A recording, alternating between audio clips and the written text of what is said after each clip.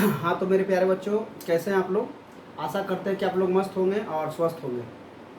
Bihar board के द्वारा matric परीक्षा का रिजल्ट जारी कर दिया गया है और सारे मैट्रिक में सफल विद्यार्थी अब घर बैठे ये सोच रहे हैं कि चलो मेरा तो रिजल्ट आ गया, मैं पास कर गया हूँ और इसके बाद हम आगे क्या करें, इसके बारे में बड़ा चिंतित हैं। तो चलिए आज हम इस वीडियो के माध्यम से आप लोगों को बताना चाहते हैं कि 10वीं पास करने के बाद आगे क्या करना होगा, कौन से विषय लेकर पढ़ाई करनी होगी, कौन सा सेक्टर में जाने के लिए कौन सा विषय पढ़ना होगा और पढ़ाई हमारे लिए कितनी बहुमूल्य है, कितनी ज़रूरी है। इन तमाम बातों पर आज हम लोग बात करने वाले हैं, इसलिए वीडियो के अंत तक आप लोग बने रहिएगा और सारी बातें को आप लोग समझने का प्रयास कीजिएगा। चलिए हम लोग समझते हैं। देखिए कहा गया है कि 10वीं मैट्रिक पास करने के बाद क्या करें। देखिए पहला स्लोगन हमारे द्वारा दिया गया है कि मैट्रिक पास करने के बाद आगे क्या करें। तो इससे पहले हम लोग बता देते हैं मेरे प्यारे बच्चों, आप लोग को मालूम है कि पढ़ाई कितना हम सभी के लिए ज़रूरी है, ये आप लोग जानते हैं। कहा गया है कि शिक्षा से ही एक महान व्यक्तित्व का निर्माण होता है। जो व्यक्ति जो शिक्षित नहीं है तो उसे कहा गया है कि वो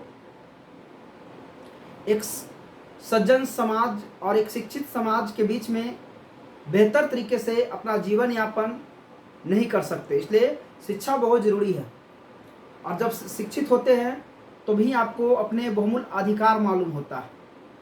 ठीक है, तो कहा गया पढ़ाई हम सभी के लिए कितना ज़रूरी है ये तो हम सभी जानते हैं और जब तक हम पढ़ेंगे नहीं तब तक आगे बढ़ेंगे नहीं। तो कहा गया है ना, स्लोगन चलता आप लोग जानते हैं, पढ़ेगा इंडिया तभी तो बढ़ेगा इंडिया। ठीक है, देखिए और डॉक्टर भीमराव अंबेडकर जी का कहना था कि शिक्षा वह शेरनी का दूध है, शिक्षा वह शेरनी का दूध है जो जितना अधिक पीता है उतना ही अधिक दहाड़ता है और संघर्ष जितनी अधिक होगी सफलता उतनी ही शानदार होगा। ठीक है, तो चलिए इसलिए कहना है कि शिक्षित होना बहुत ज़रूरी है। ठीक है, शिक्षित होंगे तो ही एक सभ्य समाज का आप निर्माण करेंगे। तो हम लोग आगे जानते हैं। देखिए कहा गया क्या आप जानते हैं कि आजकल पढ़ाई तो सभी लोग कर रहे हैं, लेकिन उनका सही मायने में कुछ लोग जो पढ़ाई करते हैं, कोई पढ़ाई अपने अच्छे भविष्य के लिए करते हैं।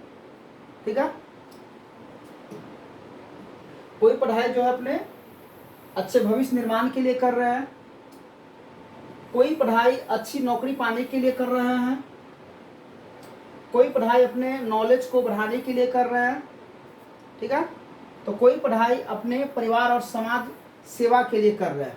लेकिन सबका सही मायने में अगर अर्थ निकाला जाए तो पढ़ाई का सही अर्थ होता है अपने भविष्य को निर्माण करना और अपने जीवन को एक स्वर्ण अक्षरों से इतिहास के पन्नों में दर्ज कराना कि आप शिक्षा से अपनी गरीबी को मिटा सकते हैं और जो आपने जीवन में कभी कल्पना भी नहीं किया था वो आपको शिक्षा ही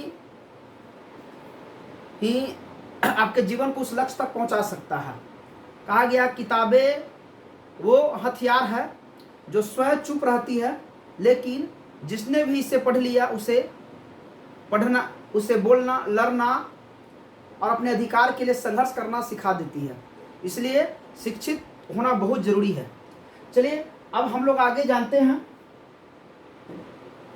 देखिए 10वीं मैट्रिक पास करने के बाद कई बार स्टूडेंट अपने सब्जेक्ट को चयन करने में कंफ्यूज होते हैं कि 10वीं तो मैं पास कर गया हूं, अब कौन सा विषय लेकर आगे पढ़ाई करूं जिससे कि मेरा एक अच्छा भविष्य का निर्माण हो सके और मैं एक अच्छे सेक्टर में जाकर अपने माता पिता, गुरुजनों और समाज में अपना नाम रोशन कर सकूं और अपने देश में एक बहुमूल्य सेवा देकर समाज के लिए एक बेहतर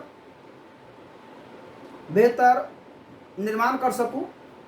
तो देखिए ध्यान देना 10वीं मतलब मैट्रिक के बाद एक सही सब्जेक्ट का चुनाव करना